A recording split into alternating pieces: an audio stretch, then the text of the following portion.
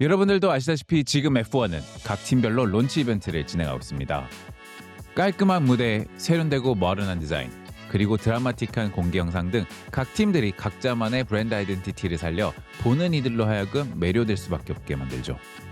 제가 녹화하고 있는 현재 기준으로 레드불, V컵, 하스, 아우디, 그리고 머세디스까지 총 5팀이 론치를 진행했고 나머지 팀들도 순차적으로 진행할 예정입니다. 이처럼 F1 팀들은 매해 자신들만의 개성을 살린 런치 이벤트를 진행하는데 가끔가다 굉장히 잘 살렸다고 해야 할지 아니면 너무 살렸다고 해야 할지 아무튼 오늘은 과거 런치 이벤트 중 제가 굉장히 특이하다고 생각한 5가지 런치 이벤트를 소개해드려볼까 합니다.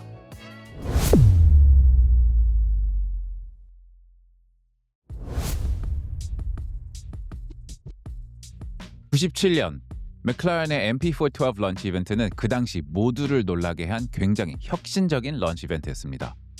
그 이유는 그들이 당대 최고의 팝스타이자 영국 출신 그룹인 스파이스 걸스와 펑키한 에시드 재즈로 음악계에 한 획을 그었던 자미로콰이를 초대해 런치와 가수 공연을 결합했기 때문이죠.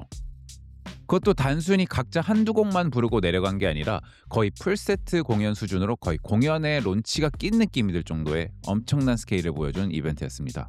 스파이스 걸스를 모르시는 젊은 시청자들이 있다면 Tell me what you want, what you really, really want. I'll tell you what you want, what I really, really 라는 노래를 부른 그룹이고 자미로콰이는 Virtual Insanity라는 유명한 곡을 부른 가수입니다. 참고로 멤버 중 한 명은 크리스천 호너의 부인이며 한 명은 베컴의 부인입니다. 팝컬처와 포뮬러1을 결합한 이 런치 이벤트는 이후 많은 포뮬러1 마케팅 팀들의 벤치마크가 될 정도로 가장 임팩트 있고 아이코닉한 런치 이벤트로 기억되고 있습니다.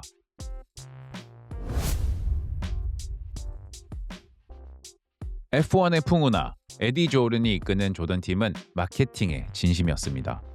2002년 새 스폰서인 운송회사 DHL을 전 세계에 알리기 위해 조던은 벨기에 브뤼셀에 비행기 경납고에서 런치 이벤트를 진행했고 기자들의 질의응답이 한창이던 그때 느닷없이 에디 조던에게 배송이 왔다는 알림과 함께 거대한 에어버스 A300 화물기에서 그 해의 챌린저인 EJ12가 내려왔습니다.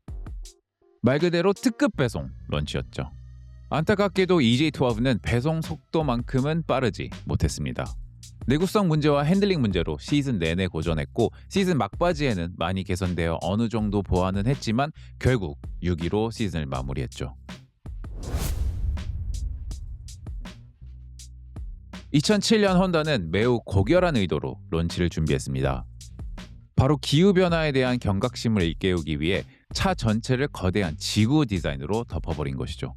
일반적으로 F1 차에는 수많은 스폰서들의 로고가 붙어 있는데 그들은 상업적인 스폰서 로고 하나 없이 앞에 팀 로고와 타이어 서플라이였던 브리지스톤 로고만 작게 놓는 지금 봐도 굉장히 유니크한 지구 리버리를 선보였습니다. 윙 또한 스폰서 로고가 아닌 사람들이 기부를 하거나 자연을 지키기 위해 자신들의 삶의 방식을 바꾸겠다는 서약을 할 수 있는 myearthdream.com이라는 웹사이트를 새겨 넣었죠. 취지는 정말 좋았습니다만 저는 개인적으로 너무 못생긴 리버리이지 않았나 생각이 듭니다. 그리고 안타깝게도 지구를 지키자는 슬로건과 달리 트랙 위에서 자신들의 순위는 지키지 못했습니다. 그 전해엔 컨스트럭터 챔피언십 4위를 기록했지만 2007년엔 시즌 내내 고작 6포인트를 획득하는 데에 그치며 8위를 했죠. British American Racing, BAR은 당시 처음으로 F1에 참가한 신생팀이었습니다. 하지만 그들은 첫 단추부터 제대로 끼지 못했죠. 런치 이벤트 당일 기자들을 모아놓고 무대에서 베일을 벗기자 2대의 차가 나왔는데 놀랍게도 색상이 전혀 다른 2대의 차가 등장했습니다. 한 대는 흰색, 또 다른 한 대는 파란색이었고 심지어 당시 소속 드라이버였던 ዣ크 빌네브와 리카르도 손타도 각자 다른 색상의 수트를 입고 있었죠. 하지만 여기엔 다 이유가 있었습니다. 그 이유는 바로 당시 팀의 오너이자 메인 스폰서였던 담배 회사 브리티시 아메리칸 터바코사가 자신들의 상품인 럭키 스트라이크와 트리플 5를 둘 다 모두 홍보하고 싶어 2가지 버전의 리버리를 만든 거였는데요. 안타깝게도 그들의 야심은 FIA의 리버리 규정에 가로막혀버리고 맙니다.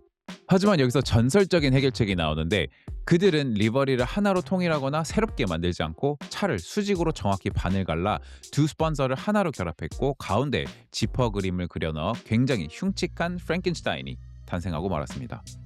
그들의 시즌 결과 또한 리버리처럼 처참했습니다. 차의 완성도가 너무 떨어져 넘버원 드라이버였던 ዣ크 빌레브는 자신의 탓 때문이 아닌 차의 결함 때문에 개막전부터 11경기 연속 리타이어라는 굴욕적인 시즌을 보냈고 팀은 결국 단 1포인트도 따지 못하고 그해 시즌을 마무리했습니다. 이건 특이하기도 하지만 그의 결과를 알기 때문에 더 아이러니한 런치라고 생각하는데요. 2007년 1월 스페인 밸렌시아 시내 전체가 마비되었습니다. 바로 맥클라렌의 새로운 라인업 2005-2006 챔피언 페르난도 알론소와 슈퍼 루키 루이스 해밀턴의 등장을 알리는 날인 것과 동시에 자신들의 리버리를 공개하는 날이었기도 했기 때문이죠. 무려 25만 명의 인파가 운집한 가운데 두 드라이버는 머세디스 벤츠 SL55 로드카를 타고 화려하게 등장했습니다. 두 선수 모두 굉장히 희망적인 메시지를 전달하며 좋은 한 해를 보낼 것처럼 보였습니다. And he seems a very, very nice guy, so I'm sure that we're going to get on very well. Sure that we're going to get on very well. 하지만 잘 아시다시피 이 화려한 시작은 비극의 서막이었죠. 2007년 시즌 중반 두 사람의 관계는 파탄이 났고 스파이게이트 스캔들로 맥클라렌은 컨스트럭터 포인트를 전부 몰수당하며 F1 역사상 가장 뼈아픈 시즌을 치른 팀이 되었습니다. 지금은 볼 수 없는 F1의 낭만과 광기가 넘치던 런치 이벤트들, 여러분들은 어떤 장면이 가장 기억에 남으시나요? 혹시 제가 소개하지 못한 여러분만의 기억에 남는 런치가 있다면 댓글로 공유해 주시면 감사하겠습니다. 영상 재밌게 보셨다면 구독과 좋아요, 하이프 부탁드리며 지금까지 박스투패스였습니다.